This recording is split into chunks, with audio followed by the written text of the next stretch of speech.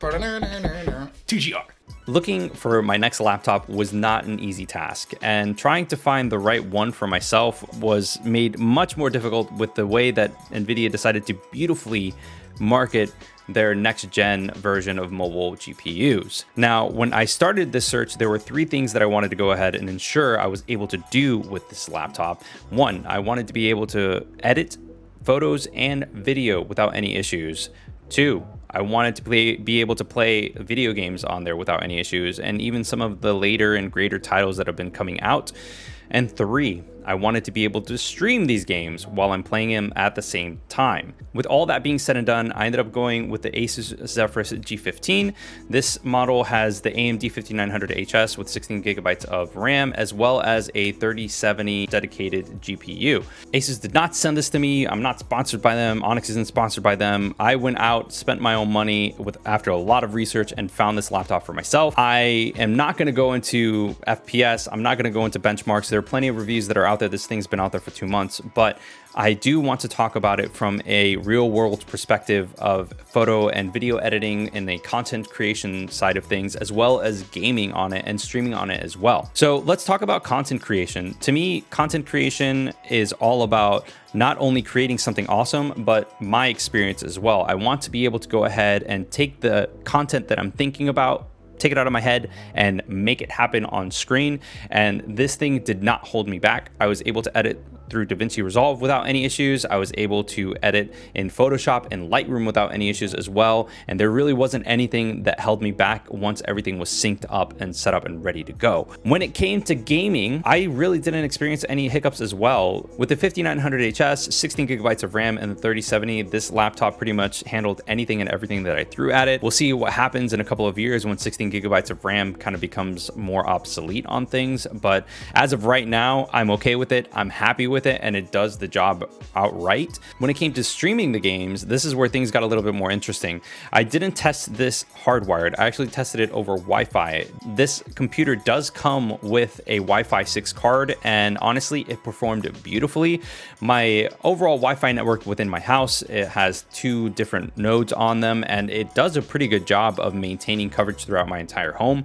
But with this paired with that Wi-Fi network, I didn't experience any issues at all. I did drop a couple of frames around 200-300, but honestly, for it being on Wi-Fi, I was definitely impressed. I will say that things got extremely hot while I was either gaming or streaming. When it came to actually processing videos and things like that, it wasn't as hot, but overall the ventilation on this system does really well. The keyboard doesn't get extremely hot. It's just simply the ventilation on the sides as well as on the back. The screen overall seems a little bit oversaturated at first. I had to go ahead and calibrate that using my Spider Express Pro, but overall it's something that straight out of the box, it looks pretty decent, and it has a wide color gamut for those people that are content creators out there. When it comes to keyboard usage and using the trackpad, honestly, this is probably the best keyboard that I've had on any laptop. The trackpad is awesome, does a good job. The only thing is that it's a little bit bigger than what I'm actually used to, so I accidentally press things here and there, but overall I'll get used to it. Gestures work just fine and everything like that. One gripe that I do have with this is that Asus decided to go ahead and take out the webcam